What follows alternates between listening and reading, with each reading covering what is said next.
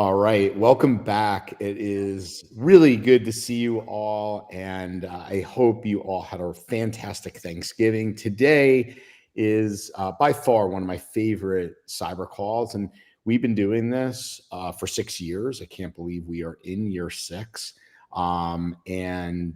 This is your 2026 business plan. Our special guest today is Gary Pica, being on the guest side of the equation. And as you all join us today, Kelvin is joining us as a special co-host. Hopefully, we'll be seeing a lot more of him as a host. If we can have him come in late hours, what is it, +6 or 7 now, Kelvin, with our daylight savings? I don't know what it is. I think it's 7 at this 7? point. Yeah. Okay, so it's about 8 p.m. your time. Yeah, exactly. Okay. Yeah. So I appreciate you joining us. Yeah, Ed, hard to believe 6 years in the making. May will be 6 full years from hard to believe coming out of the pandemic. Isn't that strange, Gary, when you say that? 6 years? Yeah. I have a lot of that right now, things. I'm wondering how time went by so fast. It is amazing. So, Gary, I always, I know we haven't had you on a little bit. I do have a banter thing I want to talk about, but in the interim of that, one thing I want to ask you, it's been a while. Bring us up to speed a little bit on, first of all, I know Pierre will be part of the conversation today, but bring us up to speed on what you're seeing coming out of the last peer group meetings. What's growth look like? What do the trends look like? How many is it now? Is it close to 1,000? Yeah, we're right at 1,000 worldwide. Okay. So that's a pretty good, you're going to get a pretty good segmentation and a pretty good litmus test of what's true and what's not true, right? So yeah. I'm in a bunch of different worlds, right? Private equity as well as our peer group. So I see at all levels, and I'll talk about 2026 when we get to the end and kind of what I see. But I've seen churn up a little bit in last couple quarters, a tweak in churn. Usually that tells me we're at the beginning of a change in business cycle historically. That comes along. Also, in general, there's just more private equity-backed customers whose destiny is to get sold and do something different. New logo growth as a percentage of MRR was strong this year. It's averaging like 3.5 across the group, and this includes people. Like you always have people who sell nothing, right? So when you think about this average, or I would call them goose eggs. You go a quarter without a new logo sale, averaging 3.5 to 3.7 across the cohorts per quarter. So multiply that by 4, it's pretty strong. So there's SMBs that are definitely buying or looking. And if you combine those two things together, what it says is the market's changed and customers now are driving what they need from a provider. And if you can't grow and change with it, they will find someone else. And that was different because mainly as MSPs, we drove their technology. It's why until the pandemic, 80% of servers in the SMB were still premise, like when it was much different than the enterprise. Because, my little saying, MSPs are awesome at a lot of things, but 2 things they're not good at is selling or doing anything. So, so I'll give some advice at the end once we get into it, but that's just some of the things that I'm seeing. One other thing I'll mention is we're going to talk about AI at the end.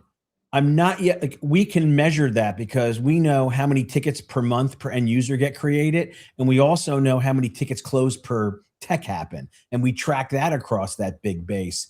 And we're not seeing the improvements except in certain cohorts who've been really focused on it in terms of the throughput of that efficiency.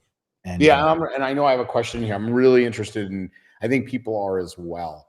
When it comes to AI, Gary, is it like you used to say, I remember I can hear it because I was with you for 5 awesome years, learning, growing, how RMM was for, you used to tell MSPs, RMM's for you, it's not for the customer. So the question becomes, is AI first for MSPs to gain efficiencies in their business? Is it something to take to market because we have so many companies out there, right? Like any hype cycle, hey, take us to market, sell us. Yeah. I'm really interested to hear your take. Where Yeah. Do we you are. want to get into that now, or I was going to kind of end with that today? Yeah, well, we can end with that. It's an Yeah. interesting. I have some thoughts, and again, I'm spending time on this with MSPs like every day, Yeah. and I can see quarter to quarter out of their meetings how it's progressing, and I'll give people kind of what I would do next year in this arena, or at least a perspective on how I would look at it to succeed and win. Okay. And Calvin, certainly chime in because you're living and breathing it with an 81 employee MSP. So we definitely, and you got a Oh, that lot of, sounds horrible. yeah, he's doing pretty good.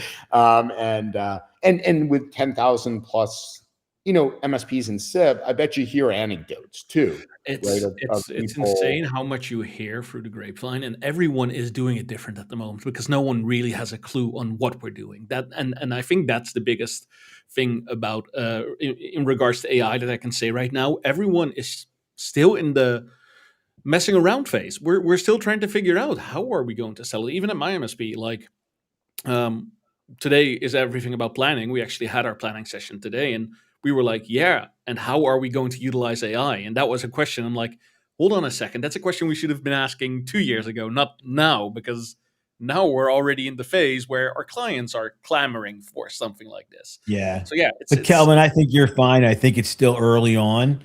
But now is the time. Like this year, exactly. Yeah. everyone, I kind of feel we are with it where we were with security maybe 5 or 6 years ago, where it reached the point where it had to become that lens by which a culture and a lens by which you see things, not just a project or a product or an offering. And that's hard to do. We saw it with security. There are some prerequisites that are similar that we'll talk about, but I think that's where we are. Yeah, absolutely. Yeah, I was gonna, I'm gonna share this just in chat. I got a new computer over the weekend, and of course, lo and behold, I forgot, with the Mac to give all the permissions to the sharing, this, that, and the other. But Phyllis, I don't know if you saw this. This is an interesting one. I know I should have asked you before we got going. But CISA is reporting yet another backdoor, and this one seemingly pretty significant because it's and Kelvin, I don't know if you've seen this, but it's the VM vSphere and Windows environments that it seems like again why CMMC, right? This is targeting government agencies and IT sectors, and that's why I wanted to call it out to everybody on this call about this Brickstorm backdoor. Phyllis, this is something that, the, US government has been, and obviously people beating the drum of foreign entities having access to our systems. Is this just more of the same? Anything takeaways on this? Any vigilance? I mean, side? I think this is indicative of all kind of like these large scale attacks that we've been seeing. It's not just, I'm going to attack this one agency, I'm going to attack this one company, I'm going to attack software that everybody uses. Yep. Right? Like, why would I just attack one agency when I can attack them all? That's what I would do. Exactly. And we see this time and time again. For our community here in the MSP, it's like, our big vendors, Kaseya, or, whoever. And then, what is it?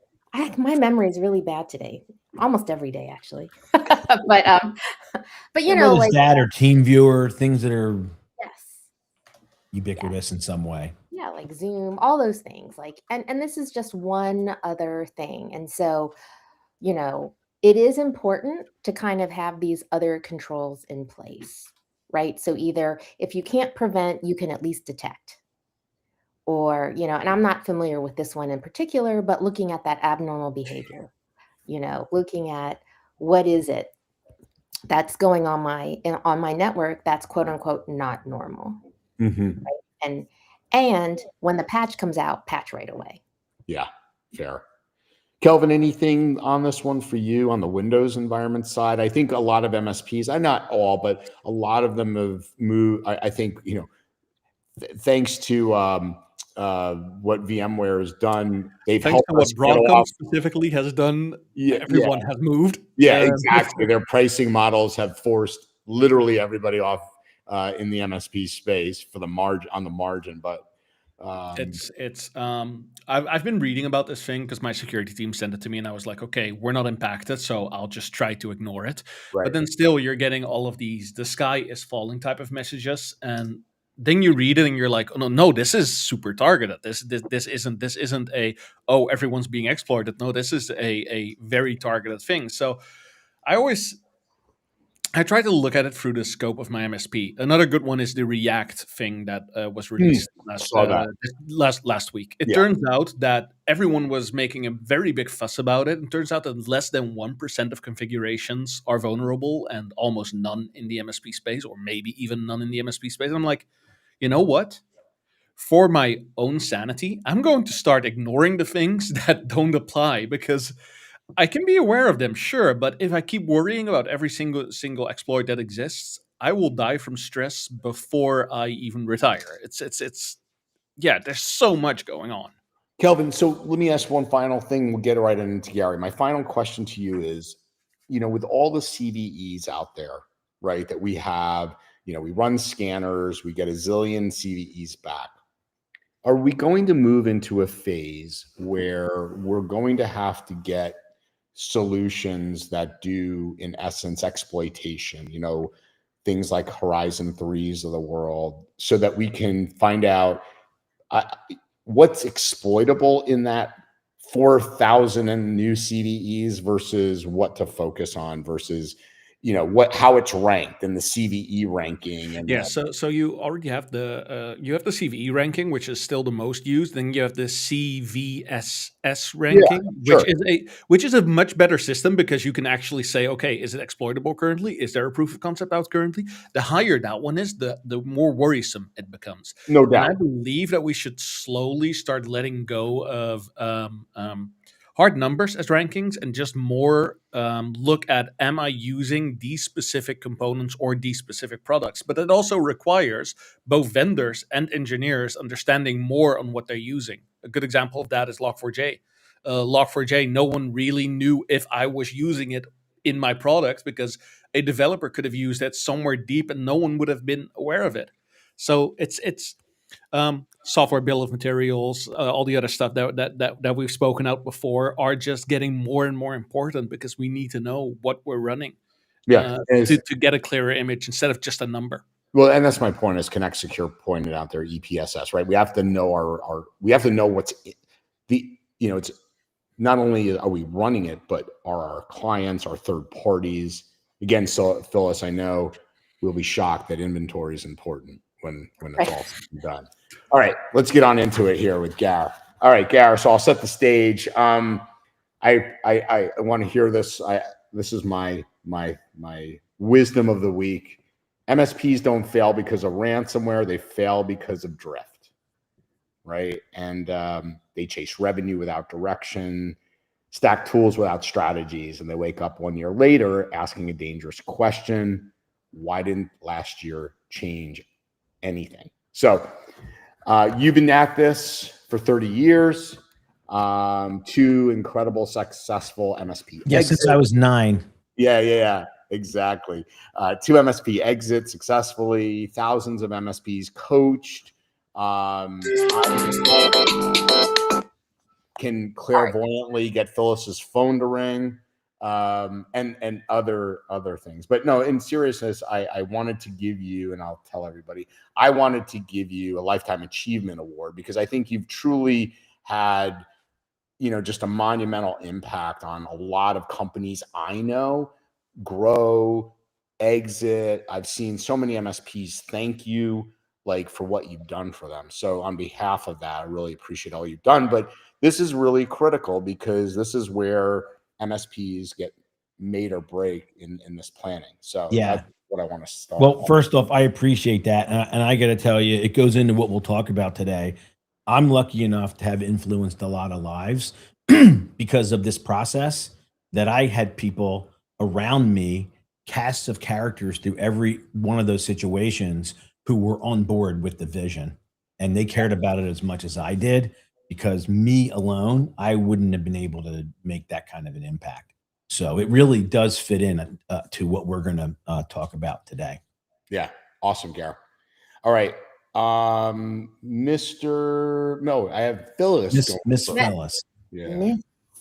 Yes. Always great to see Gary back on the CyberCall. So give us an overview of what your definition of business planning is, and really what should that process look like? Yeah. So first off, I'll say I call it the webinar, your 2026 business plan that I do, but it's not really the plan. It's really a planning and execution process. In other words, turning a plan into action. And to me, like, it's a roadmap that takes a really complex business. And for me, that's been like the software business, the peer business, and the MSP business. They're all like most businesses, they're complex, a lot of things going on and hard to scale. And then being able to build a roadmap from where you want to be at different points to where you are, to know the right things to do. Because every MSP owner that I've met is busy every day. They all work hard to take care of their customers. They want to take care of their team members. They want to be a good part of their community. And yet only a percentage of them during the time I've known them have built thriving businesses that has given them choices and better opportunity to their teams.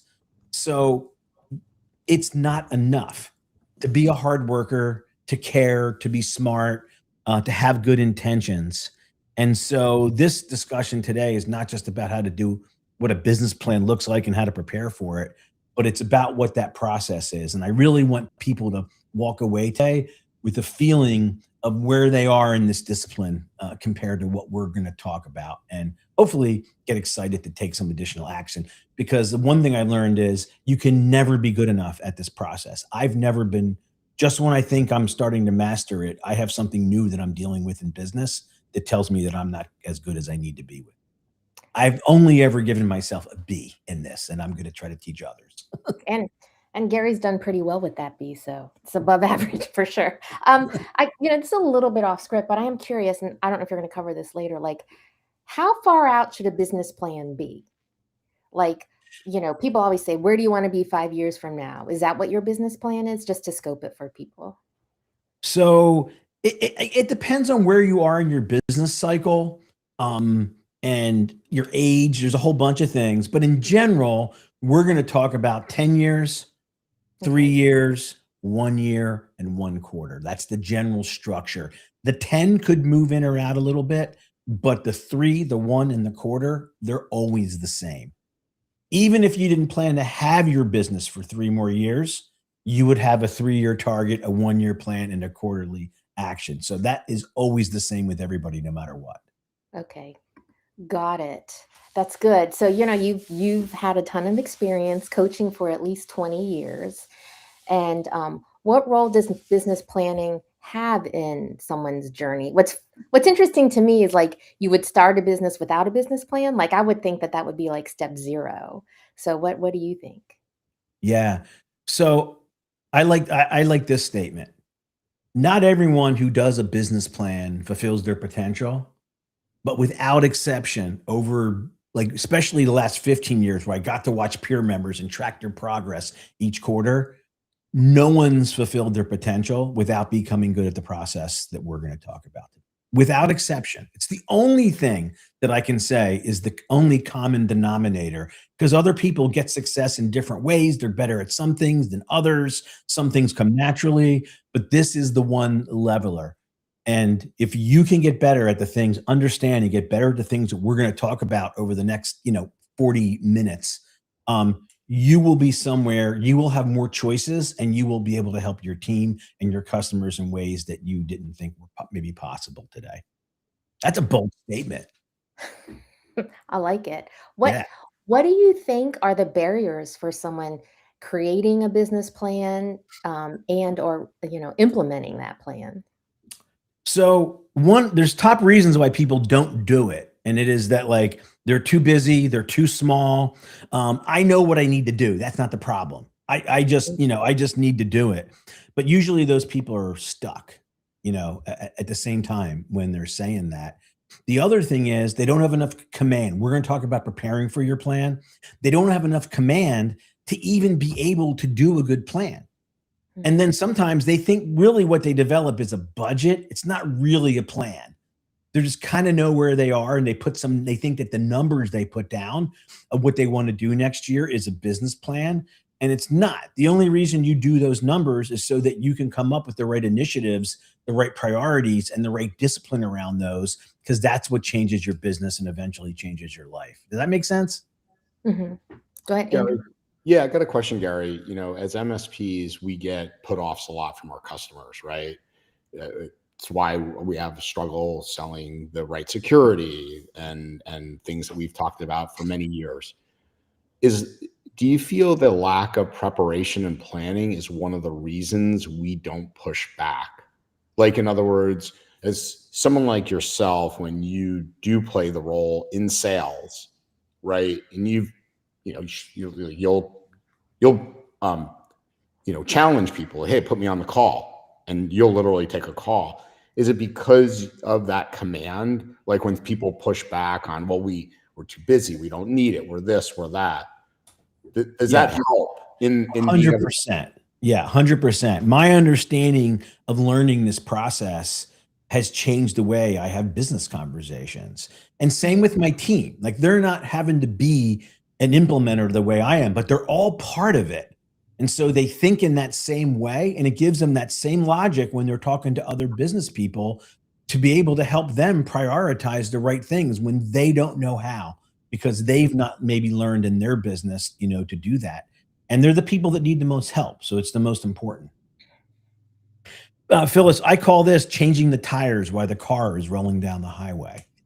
Like all Right. the reasons why people don't have a plan is the reason, because your plan meets you where you are. Like there's this thing I call the clear the deck mentality. People say to me like, oh, even when we talk about them joining peer, I just, what? I have to deal with this. I just got to replace this one person or deal with Right. this one customer. And then I'm going to be able to have time to work on my business instead of in it. I'm like, you've been in business for 12 years, dude. Like if you think that you're going to wake up one day and say, oh, there's no tickets, there's no customer issues, there's no employee issues, I literally have nothing to do, I think I'll work on my business today. Like that's preposterous. That's never going to happen. The whole idea of a plan is wherever you are, that we can start based on all of our restrictions and issues that we have, taking some step so that each quarter we're somewhere a little different. And then you pick your head up in 4 or 5 quarters and you can't believe what's happened. Can I pick on Kelvin here? Kelvin, like as somebody that I've watched, for many years now grow, right? As again, you're building other companies.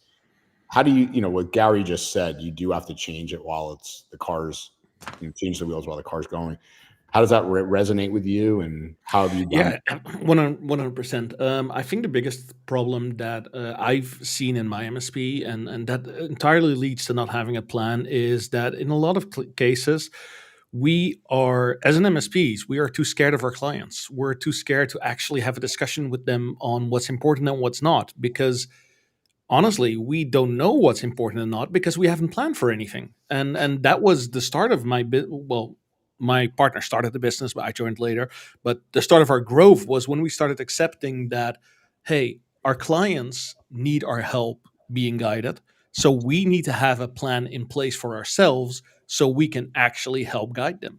Without that, it just won't work. It's really if you look at long-term structure, the entire having a plan available also changes entirely how you look at your clients. I remember when we were much smaller, we were very afraid of firing any client. And then I spoke to a friend of mine that owns another large MSP here in the Netherlands, and he said the measure of a good MSP is by how many clients they've actually let go over time, Mm. because there are a lot of MSPs holding on to clients that shouldn't be theirs at all anymore because they haven't planned for what they need to do. Yeah, they don't have enough command to know how they're hurting themselves and their customers who really Exactly. care and buy into Exactly. it. And I like when we were talking in the green room, Kelvin, and when you kind of shared briefly, like, you know, you had some growth in your business without having to add people. When I heard that, I already know you're decent at this process, because you can't get there to your scale and make those improvements unless you have command over the business Yeah. and have that it running. It just doesn't happen. Like, I don't have to know anything more about you to know that you're at least competent with this. Gary, will it even become that much more important as we shift into an era where I see, and I'm going to just use an industry term, you know, VCSOs as an example, where we are becoming more consultative, we're becoming more like KPMGs and Accentures of the world, giving automation and AI direction. And yeah, we can, if we stay focused on just the block and tackling, that is not going to take us forward. Is it going to be even that much more critical? Understanding planning and strategic planning and growth initiatives. Yeah, I mean, look, kind of command, execution, operational maturity, culture, those things are prerequisites for change. Again, we saw it with the people that became security first MSPs earlier on. It's the difference of, you know, a Keith Barthold, right?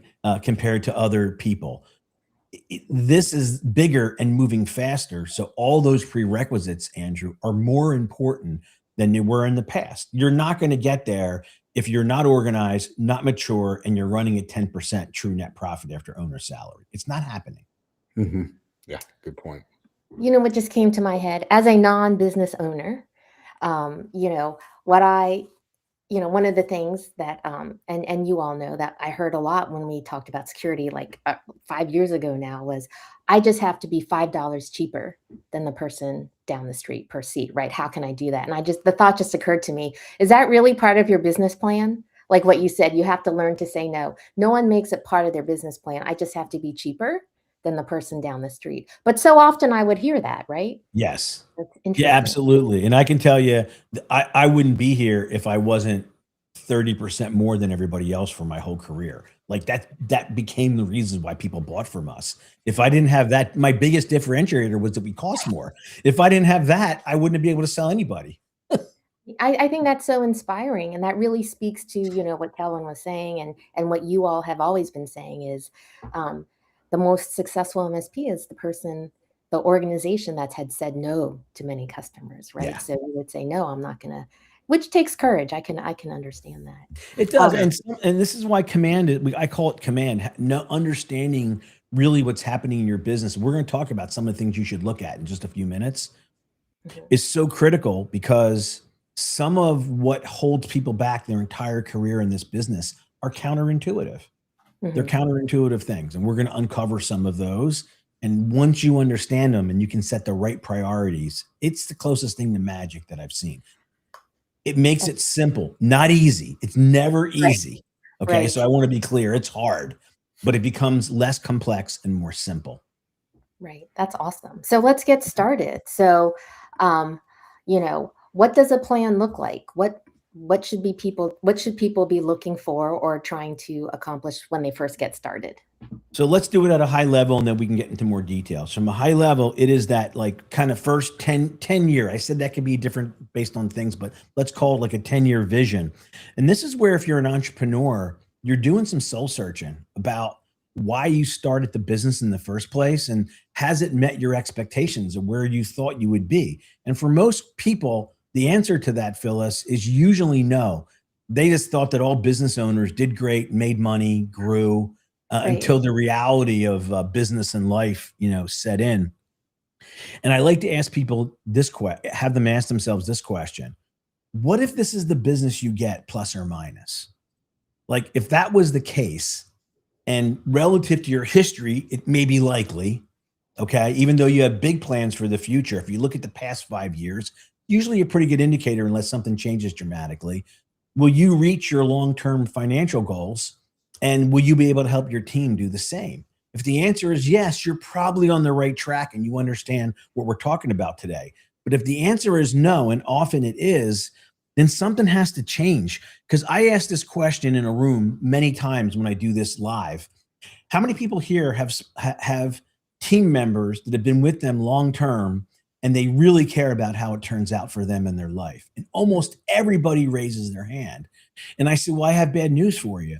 You can't give somebody something that you don't have. Like if you don't achieve a level of financial independence, you can't help somebody else get financial security. Like you may want to, but that's what has to happen. And they're the kind of things where you want to be in your life, how important your team members are to you. They're the kind of things that provide kind of motivation and can kind of bring the future into the present, I call it. Because otherwise, one day is kind of like the next, and you're lollygagging along in the quagmire of mediocrity until finally I meet people who've been doing this for 15, 20 years and don't have the choices that they thought, and they're running out of road. And it's really a sad thing, to be able to see. It's funny. Some of the best businesses I've seen built were people that lost their biggest customer and almost put them out of business, lost their best tech who took their two best customers, put them into like dire straits where they had no choice but to get religion, to get discipline, to ask for help. And they learned the process when they had to. Had it not happened, they maybe wouldn't have gotten themselves. And that's why I'm trying to find these techniques to bring the future into the present to create that same urgency without having to go through those catastrophic events. Yeah. Some people achieve greatness, others have it thrust upon them. It's really one story, Phyllis, that many on here know is Eric Woodard, right? He was gun to his head, right, Gary, right? Yep. Phyllis, that you're going down or you're going to make it work. Right. So. And that guy's all in on discipline and process, man. Yeah, he is. And what I like what you said, it's not just about, I want to be $100 million. It's like also kind of like, what do you want your company to look like? What do you want your employees to look like? All that kind of. What do you want your life to look like? Sorry, Gary. Like, I want to be clear. I tell my peer members, I don't really care about the MSP business or how they do in it, except to the extent that for them to live a life and help their team members have more passion, purpose, enthusiasm, to have choices as they go through their life. The vehicle that we have usually means we need a better MSP, right? But I'm not, and this goes for me too. We're all in this thing together where we're trying to make the most of our lives and our careers and get something from it and feel like we've made a difference and have a level of, have money play the right role and not be a negative thing that happens with so many people in the role in our lives. That's really it. That's what it's for. Not building the biggest or best business, just enough that we can enjoy the process, help others, and get to some finish line that we think, is acceptable. Kelvin, you were going to say something.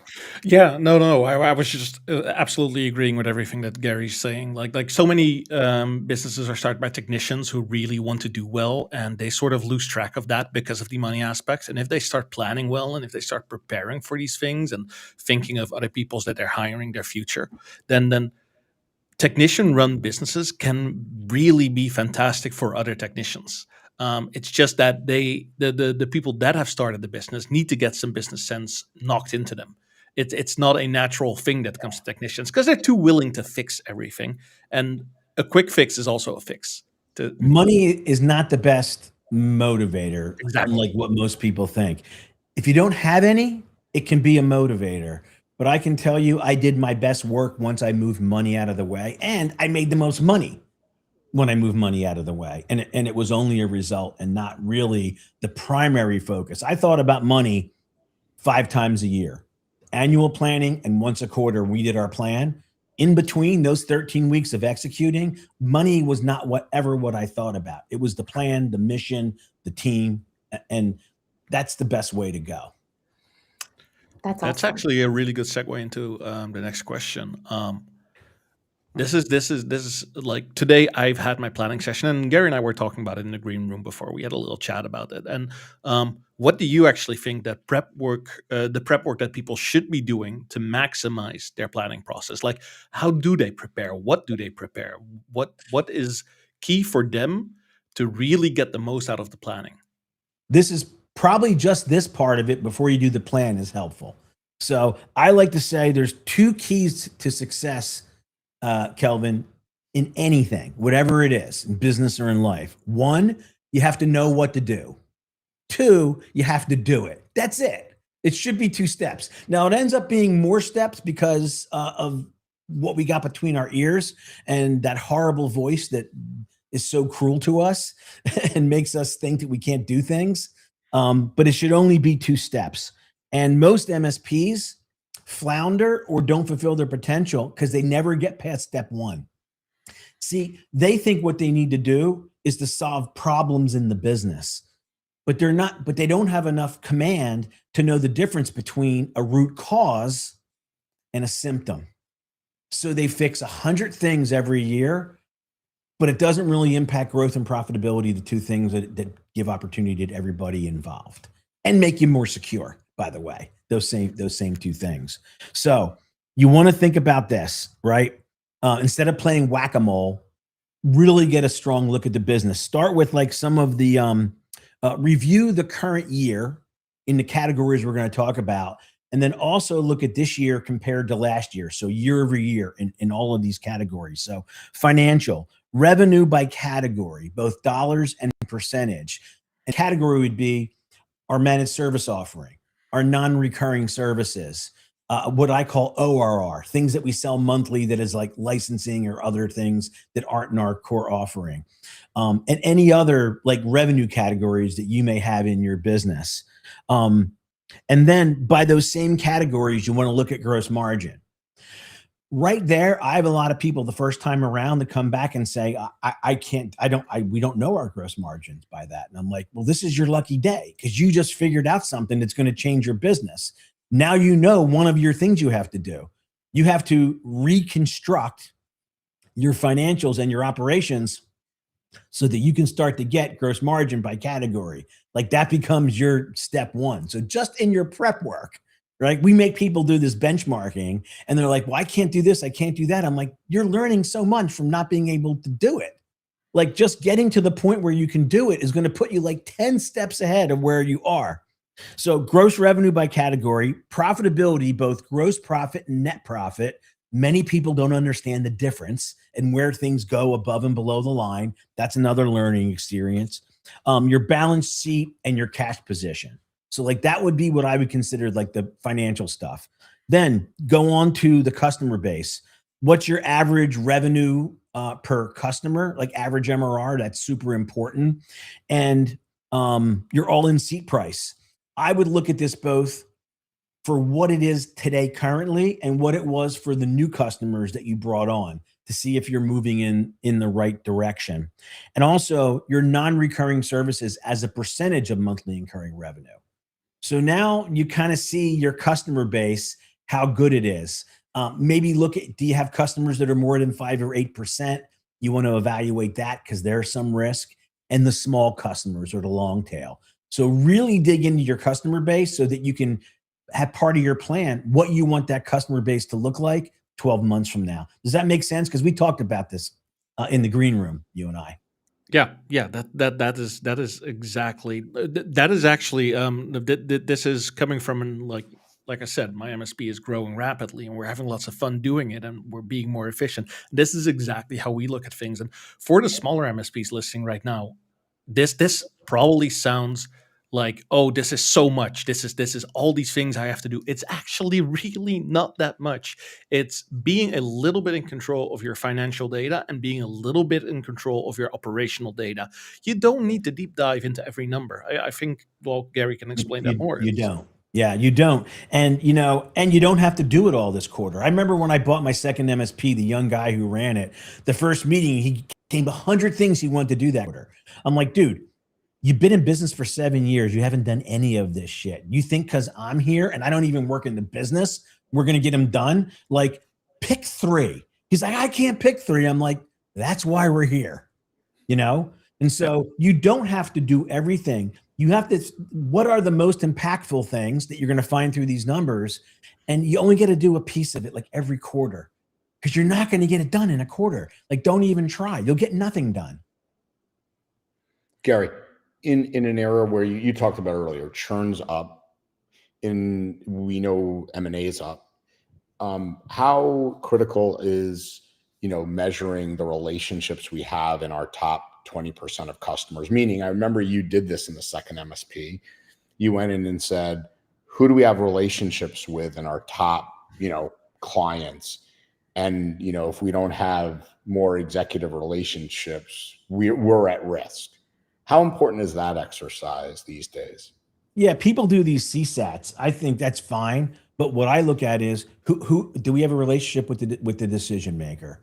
What percent are they taking our recommendations? So what percentage of non-recurring and recurring services are they investing in as a percentage of their MRR?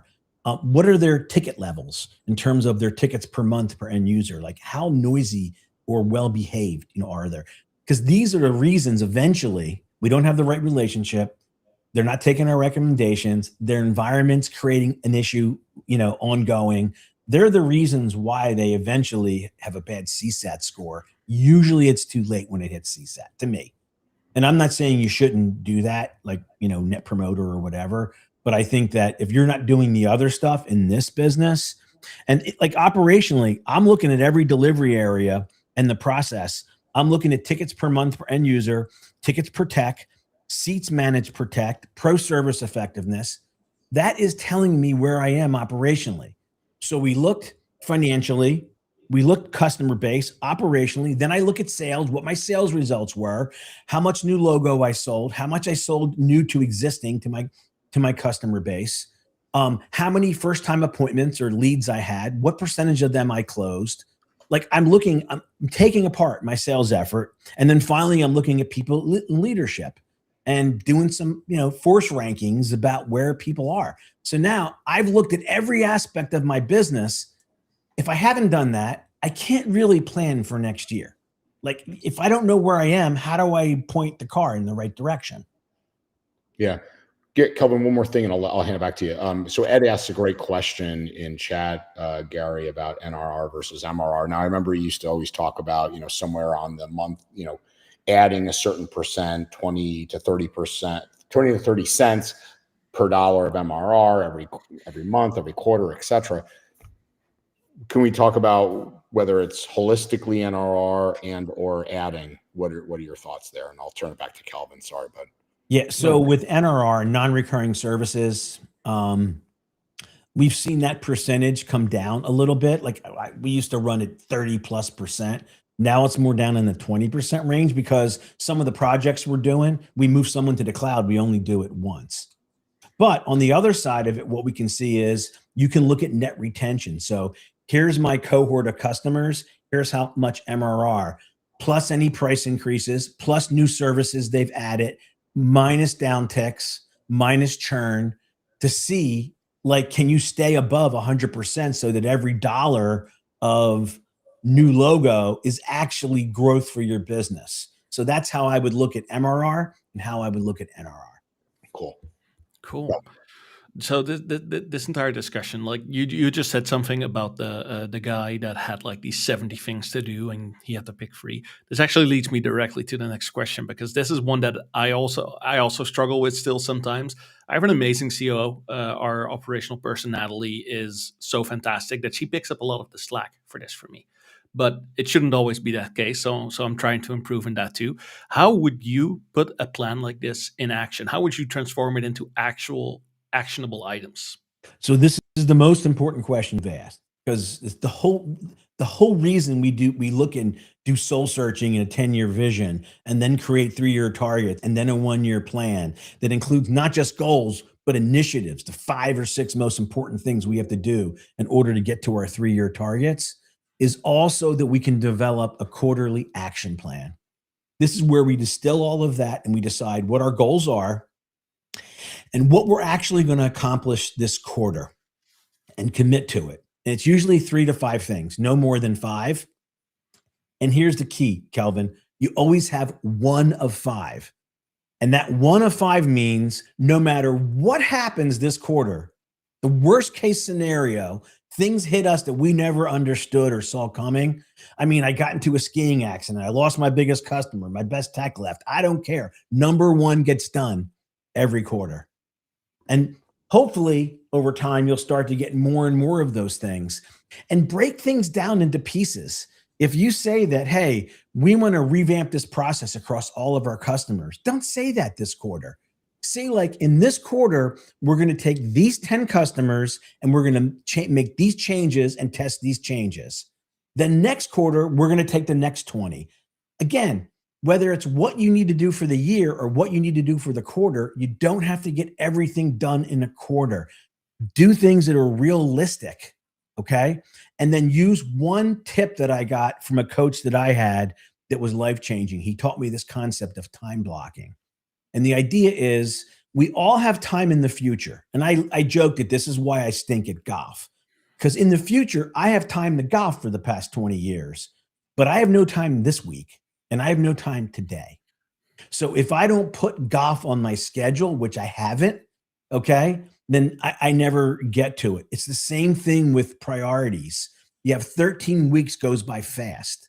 So you have to look out and you have to block time on your schedule and teach other people to do the same, where you're going to push those initiatives forward and be religious about it. Put a firewall around it. Because if you don't, there's always something else that's more urgent to do in your business.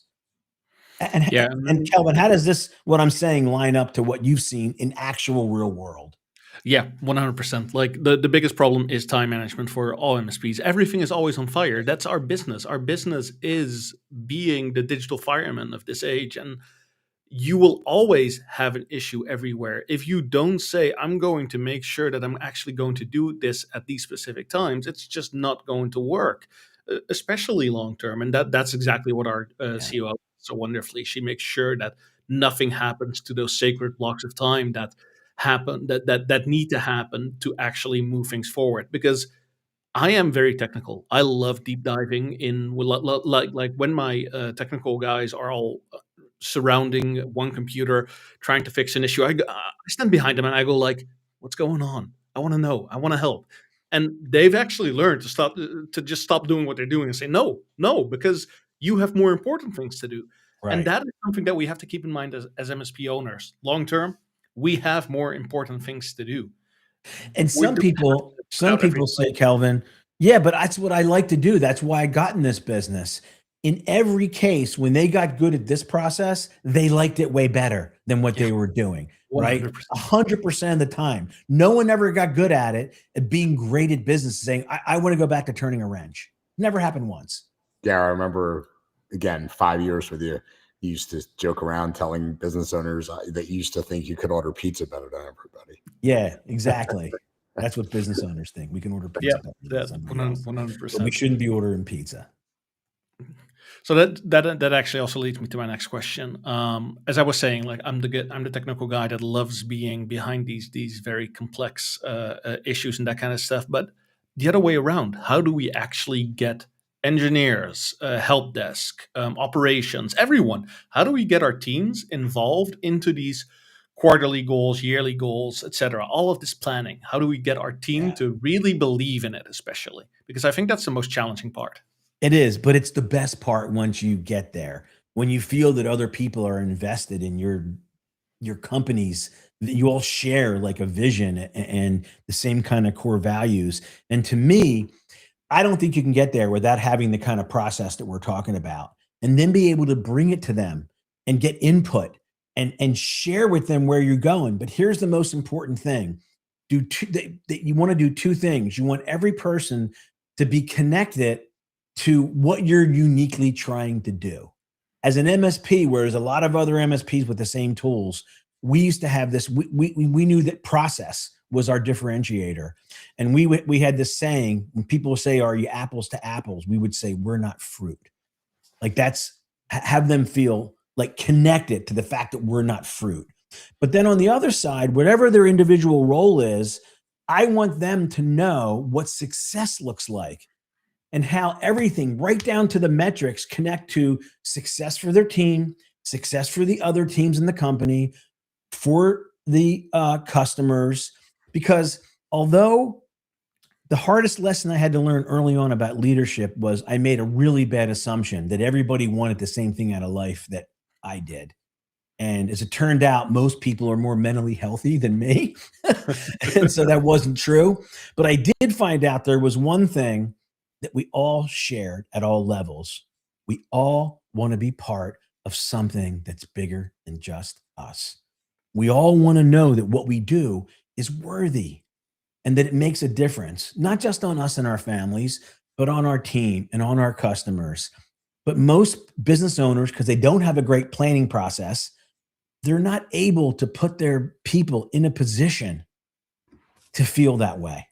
So to me, Kelvin, all of this we do. So if you put everybody in that spot, man, you're off to the races. Gary, there's a great book out. I don't know if you know, Belichick's Winning. You know, whether you're a Patriots fan, hate Patriots, it really doesn't matter. But his book on winning really talked about his philosophy on team. I thought I have not read that one. I thought there's some really good takeaways that you can apply to business, by the way. So Awesome. This is all so wonderful because it's stuff that and I think to everyone here, this is stuff that you already knew at some level. You just needed reaffirmed by other people as well, because the moment that you hear it from someone else, you start having more faith in it. It's something that always happens to me when someone explains to me exactly what I'm already doing. It just reaffirms my belief, and I start pushing forward more, and I start involving people more because I really want to make it work. And I hope that everyone that's listening today, whether you're a tiny MSP or a big MSP, it doesn't matter. Just try to really focus on getting that involvement of people. Get that commitment, because they also really want to do good. I lost track of that some time ago at my MSP, where I didn't believe, like, we had some employee issues that were going on, and one of my best techs left, and I'm so happy he left because it changed everything. It was a moment for us where we actually started moving forward by making people feel committed to our goals and their own goals. That's it in a business. It is everyone's goals. And then that culture polices itself. Yeah. There's no room for bad culture people. Like your team will Right. ferret them, will ferret them out. And when I think back across my career, and I'm so thankful for the career that I've had, I've had frustrations and ups and downs, but I've loved every step of it. I don't think about like selling a company. I don't think about my bank account. I think about all the people.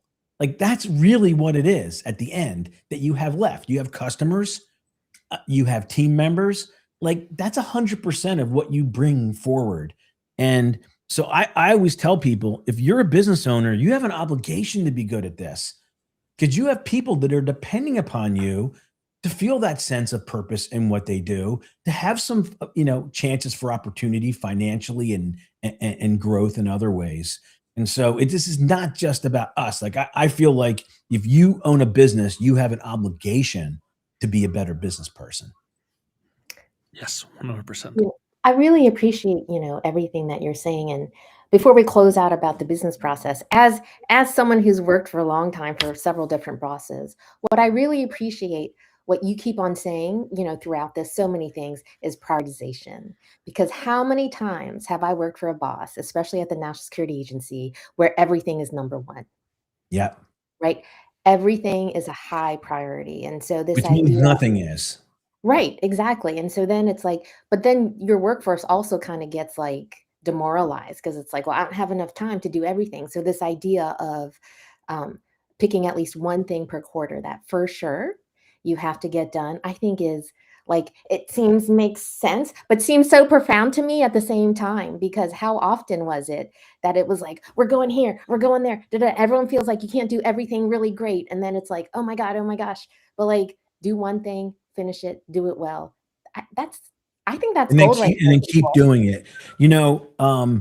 Phyllis, the best business people I know aren't the people that had the best ideas. They're the people that said no the most. So in all of my companies, I have a little document that we keep. It's called really great ideas that we'll probably never do. In other words, if I gave you the idea, you'd be like, wow, that's a good idea. You should do it. But in the context of looking, it never rises to the most top 3 to 5 in any quarter. And it probably never will. We just have more important things that actually move the needle in the business. So we have a long list of awesome ideas that we'll probably never do. And if you don't have that, you're spread too thin, you're working, it looks good, you're seeing some like benefits on the outside, but in terms of growth and profitability, you haven't fulfilled your potential. Yeah. So, as we close this out, any kind of final thoughts on the business planning process you want to impart to the group? Yeah, I would say like you can't be good enough at this. So maybe pick a discipline. Like we teach a combination of both, but like read the book Traction, the EOS book. Read Scaling Up by Vern Harnish, which was what I used in my businesses. Both great, approaches. Both offer some coaches. I think business coaches are great. Just to make sure that they've done what you would like to do, because there's a lot of false prophets, out there. An industry peer group. I mean, whether it's ours or another one. But I think that right now, I would not want to go through these changes coming up without being part of an industry peer group. You're just not going to figure it all out, home. So make this for this year, getting better at this. Make this like one thing you're saying that I'm dedicated to getting better at. Reading, listening, doing, peer, coach, whatever it is, make a step forward, because a small amount of improvement in this discipline and execution yields the biggest results of anything else you can put your time on. And that is not my opinion. That has been my experience mentoring and coaching business leaders for, a couple decades. So, our time is drawing to the end. Did you want to, give us any final thoughts or talk about, what folks should be doing in 26? Yeah. So if some of what we talked about today, you're not quite there with this level of maturity, I would start there. Because again, it's a prerequisite: operational maturity, business planning discipline, execution for you to make changes. Then beyond that, look at AI and automation. And I would look at it in this way. First, start with our business. Like, how do we digitally transform what we do?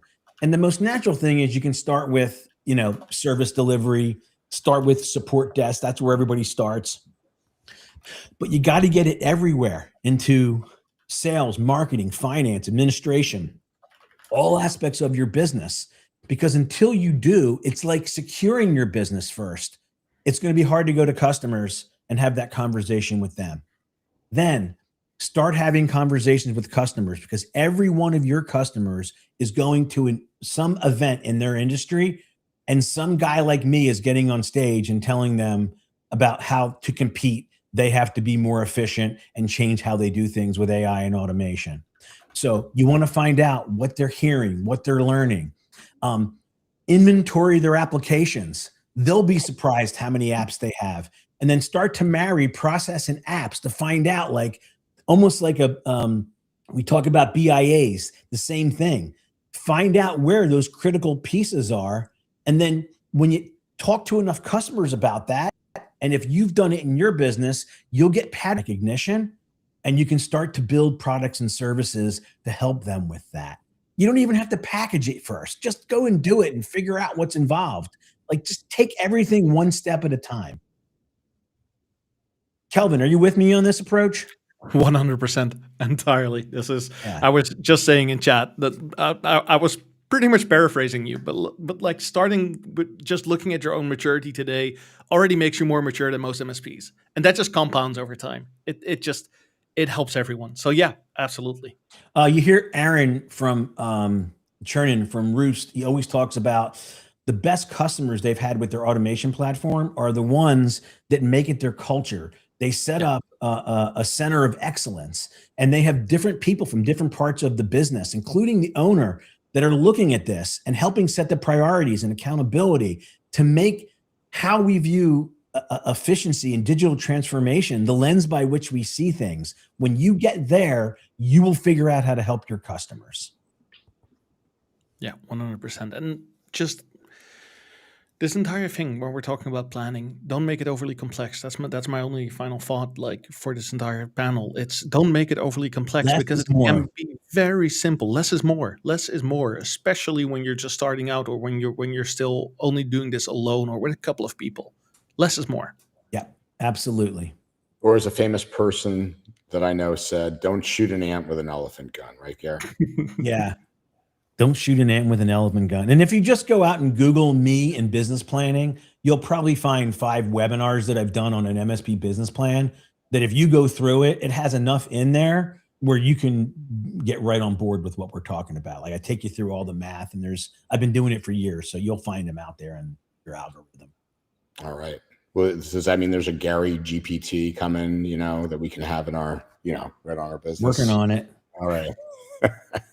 Yeah, it's so that I can berate people when I'm not there into having a great business. Too funny. Well, on behalf of the folks here at the CyberCall, everybody out there, thanks for tuning in today. I'll get this queued up. Obviously, it'll be in video for you to watch again momentarily on YouTube. I'll get it in podcast form. You can send it to your peers, your friends. Gary, thanks for coming on as a guest today. Calvin, thanks for coming in as a co-host. It was awesome having you as always. And Phyllis, thanks for joining us. Make it a great week, everybody. We'll see you very soon. Take care. Have a great week. Cheers. Bye. Bye now.